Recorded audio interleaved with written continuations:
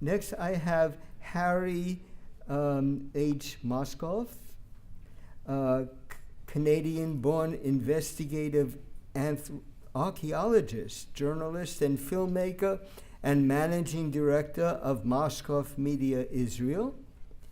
And the discussion will be the Israeli-Arab peace process and alternative approach for conflict resolution, the final status of Jerusalem and its holy sites. Thank you, Professor, everybody. I'd like to say, firstly, it really is a pleasure to be here. It's a first for me to be able to speak in front of, for one thing, His Majesty, a king from Nigeria and family, royal family, here at Queen's College. And thank you to Basil for inviting me to be one of the distinguished speakers. It is an honor, especially about the topic, which is very much controversial, etc., and how to apply alternative conflict resolution methods to this specific dispute in the Middle East.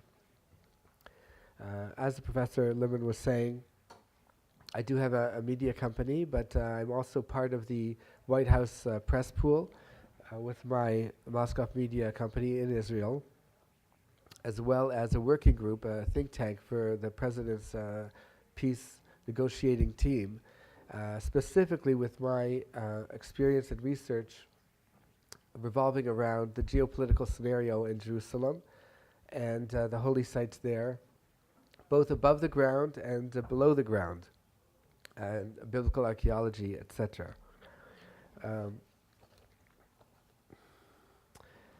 I think that coming from Israel, and based on what just happened this week with in Pittsburgh, of course, as was mentioned earlier, it's definitely appropriate to address hate speech and things that lead to such terrible incidents that we've seen in this past week. Actually, I believe President Trump is there right now, as we speak right here in Pittsburgh, I believe, 12 o'clock. At any rate, this is something that's very, very obviously very important to address and has a lot of implications moving forward. One of the reasons why I thought of this solution, which I'm going to introduce and propose here, after going through many different cycles, many different people, interviewing many people in terms of this think tank, what I'm going to propose here is a language-based solution. And you see, people speaking before me have definitely emphasized in many ways how language does play a role, a key role, in conflict resolution, and how language will play, in my opinion, and once this is proposed to the UN, he's not here right now, but I do plan on proposing it as a draft resolution next month at the UN in a similar conference. But language is a crucial and a specific code of conduct as a basis to providing a solution to the Middle East conflict. One of the things that led me to this is that I realized that oftentimes there's a bigger gap between the negotiators themselves and the people. When people, that's a very important point to realize, because oftentimes the negotiators have things between themselves, pride issues, image, politics, but the people themselves really want peace. In terms of this case, the Palestinians want the right, they want opportunity, they want a better life, and the Israelis want security, of course, and the negotiators have other things in mind, but the truth of the matter is the people themselves, I found, and maybe this is true in your own countries as well, that the people themselves are much more willing to compromise at a grassroots level. So this is very important as to where language comes in, as both at the grassroots level and the negotiating level. Now, generally speaking, this peace process that that's been occurring for about 25 years is not likely to move forward substantially using the present methods. Both sides ostensibly agree that a solution is necessary, obviously, and forthcoming. They're seriously divided by the components of that solution, whether it concerns final borders, communities over the Green Line, security guarantees, etc., and the fate of Israel's holy sites, which the UN, of course, is involved in. Yet, of course, everybody here will agree that pursuit of peace is a worthy goal, even if it seems distant. And that's why I was taken up and hired to prevent an alternative solution, a specifically non-Western solution, something that's really different. In 1991, the countries of the region embarked on multilateral talks based on the Madrid framework that eventually led to dozens of official and non-official meetings with various countries, and incorporating various forms of language. 5 multilateral working groups addressed key regional issues such as arms control, regional security, water, economic development, and Jerusalem's holy sites, something that I think every country has to deal with on one level or another. The idea was to make progress on issues of mutual concern that might serve as confidence-building measures to move the bilateral tracks forward. This concept of focusing on lesser disputes in order to help foster peaceful coexistence has historical roots and is really a starting point in many cases. Restarting similar multilateral talks in the present geopolitical environment requires a new mixed method approach, however. What I would construct and adopt as what I call a language-oriented code of conduct. And I'll explain what that is. That could be utilized with the citizens and in the negotiating process. This new approach that focuses on language-oriented solutions can play a key role. What does this mean practically? How do we actually see this implemented? It proposes, this plan that I'm speaking of right now, that Israel establish 2 special municipal authorities for 2 specific Jerusalem neighborhoods. This would be a trial, and we already have the infrastructure for this. So it's really doable, and it's actually in process to a certain degree right now. Containing a mixture, these neighborhoods would contain a mixture, and do contain, a mixture of Arabs and Israelis, as well as their holy sites. This includes what we now refer to as the Holy Basin, which is sort of, I guess you could say, internationalizing that region of the Mount of Olives, and the Temple Mount, Silwan, and the 4 old city neighborhoods of Jerusalem. Definitely, diplomatically, obviously very difficult to do. It's a politically very charged situation, obviously. But this is something that we do plan on doing. Part of what may be revealed, the peace process, the peace plan, which may be revealed after the midterms, but before the end of the year, hopefully. The municipal authorities would abide by a specific language-oriented code, and the residents who hold Israeli residence cards would continue to live as such, respecting this code with all that it entails. In other words, to abide by a specific curriculum that teaches and promotes core values, ethical conduct and speech, as well as accountability. And this is just a bit of background. In 2018, we are seeing an alarming rise in hate speech, both online and offline. Social media messages that spread hostility and hatred to all age groups. What we need is a common language code along with corresponding technology, because core values aren't inherited. They must be taught. And that's something I think that we take for granted many times. Core values aren't inherited. Instead, they have to be taught. They have to be taught in our value system. They have to be taught in the Middle East, which is a totally different culture at the grassroots level. And we have mediation centers. We have, I think, over 30 mediation centers now. 40 mediation centers. That's incredible in Israel right now that are working on this exact process, and some NGOs too, as I understand, on the ground. And what we would add to that is the accountability process, where this language-based, this code of conduct would be enforceable. There would be accountability at the grassroots level, and also in the negotiation process, which I'll get to.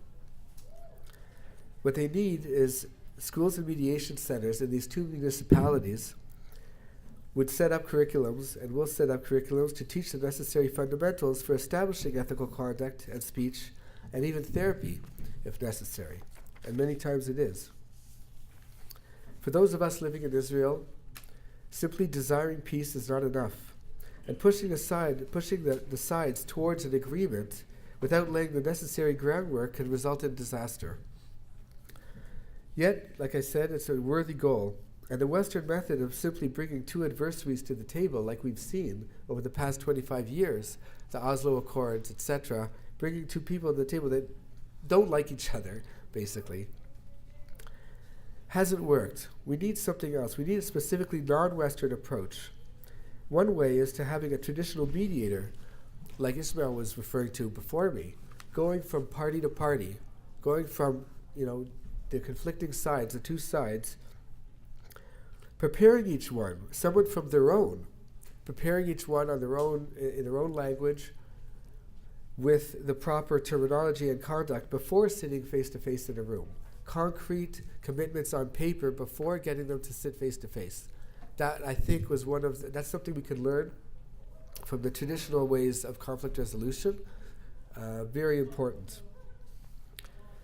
Then, and only then, we can provide a foundation for reconciliation, and a stable platform can be achieved.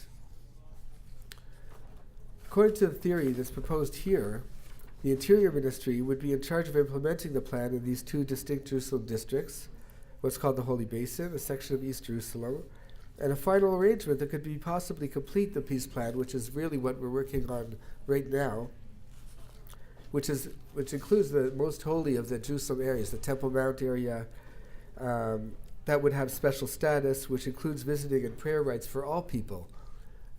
I think that's very, very important. In fact, I'll just say, don't quote me, but one of the things that we're looking at is the Trump Center, World Center for Prayer, that type of thing. That's something that's been floated around.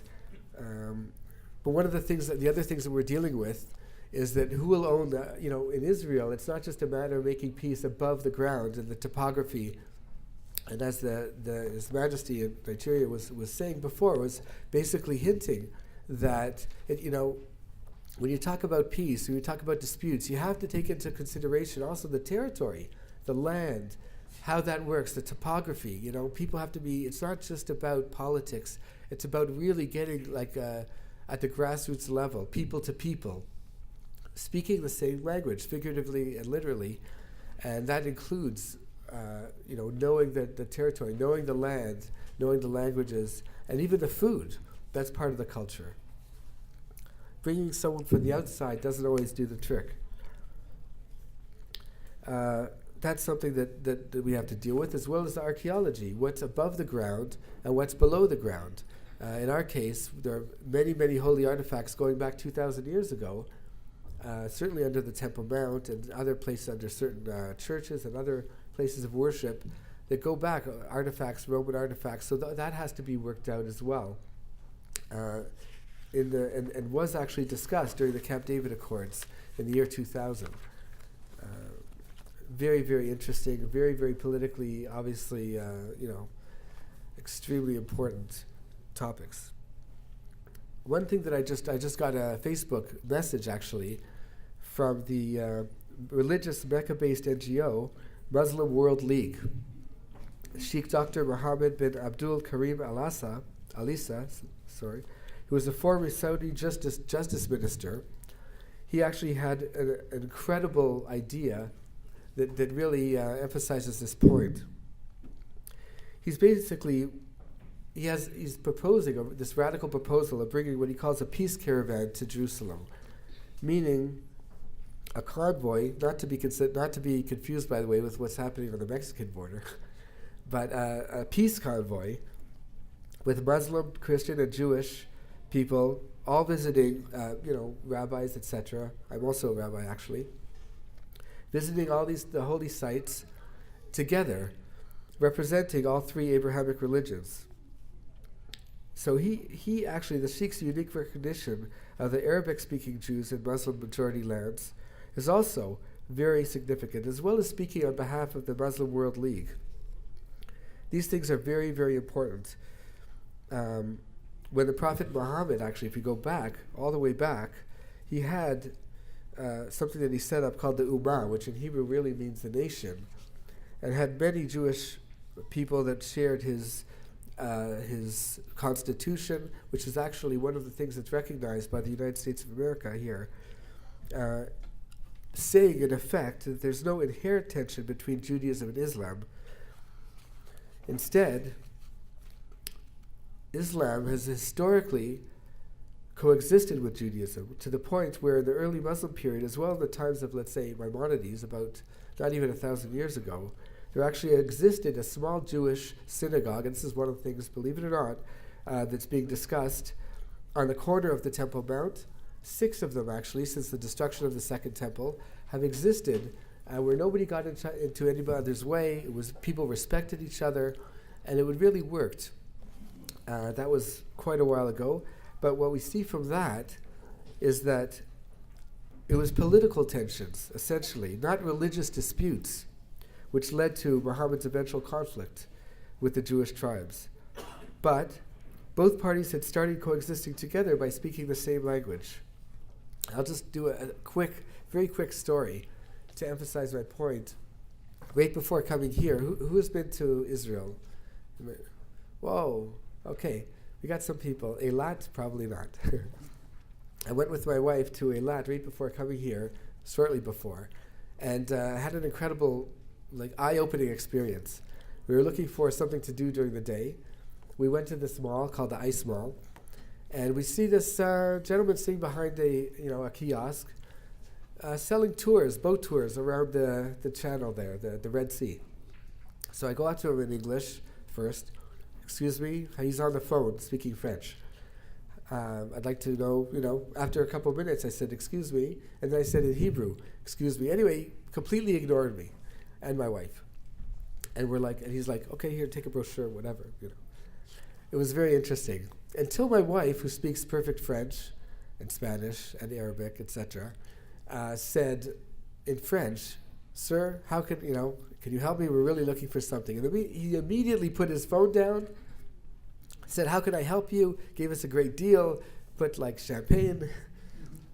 And it was a great cruise.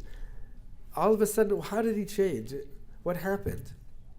What happened was he saw somebody, he said, oh, look, they're one of us. He's one of us. And like was mentioned before, we're brothers. He's my brother. That's what we have to get to. That's what we're looking for in this peace deal, really.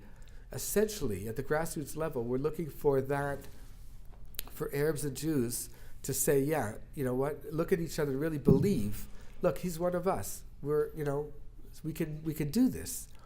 It's optimistic, it is, and ambitious. But this is actually happening.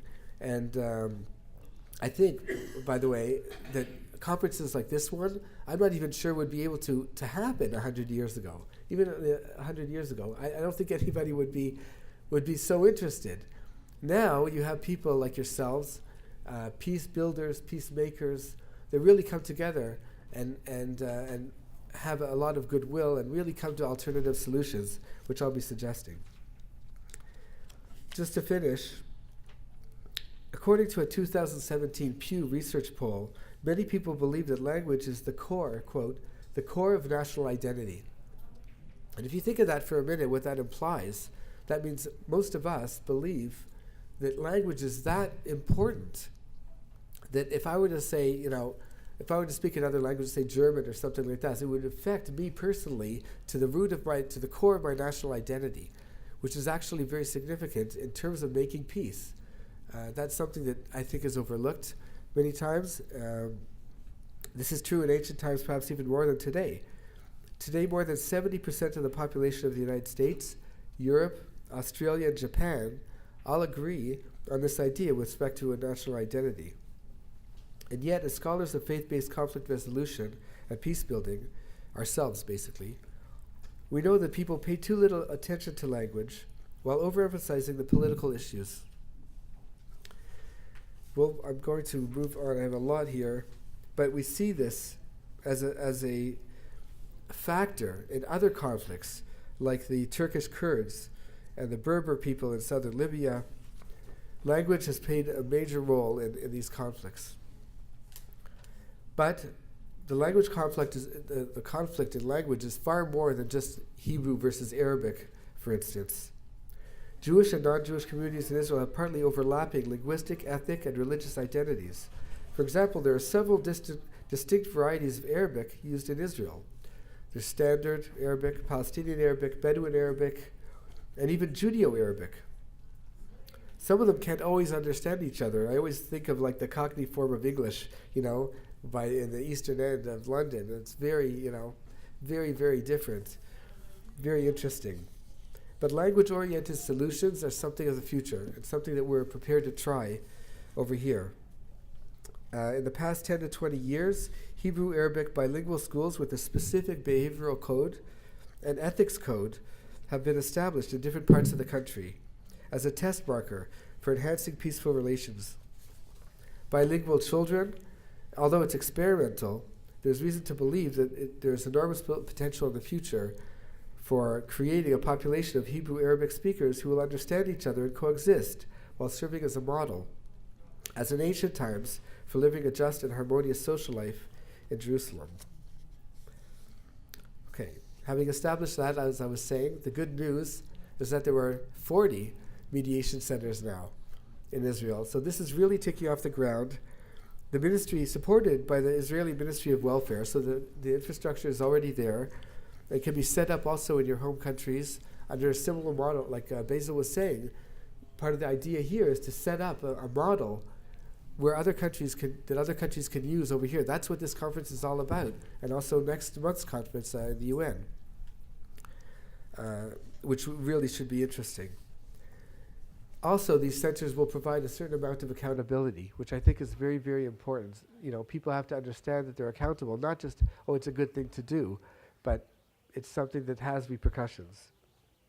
And we see that autonomy works. We're talking about the Gaza Strip.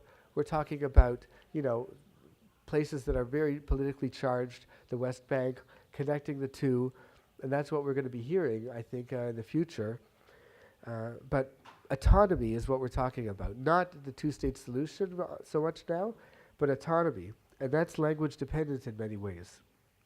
For instance, Gibraltar, they don't really speak Spanish so much. People from Gibraltar are citizens of the UK, and they speak English. Autonomy is these are examples where autonomy can work. And say with Puerto Rico, for example. Puerto Ricans, they're citizens of the US. Very interesting, and they speak English. Very interesting. At any rate, this proposal is being submitted to a formal draft to the Ambassador of the United States to Israel, which has already been done, as well as the United Nations Economic and Social Council, designed to introduce and establish a language-oriented code and a code of conduct that would affect these two Jerusalem municipalities in a democratic and positive way.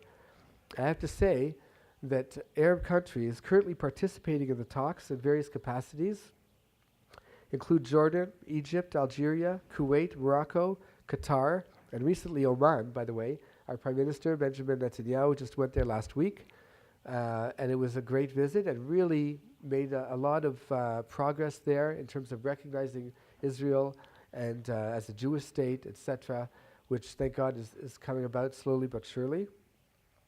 Saudi Arabia, who's very much into this and donating with quite a lot of money, actually, towards the peace process and how they see it coming about, and the UAE.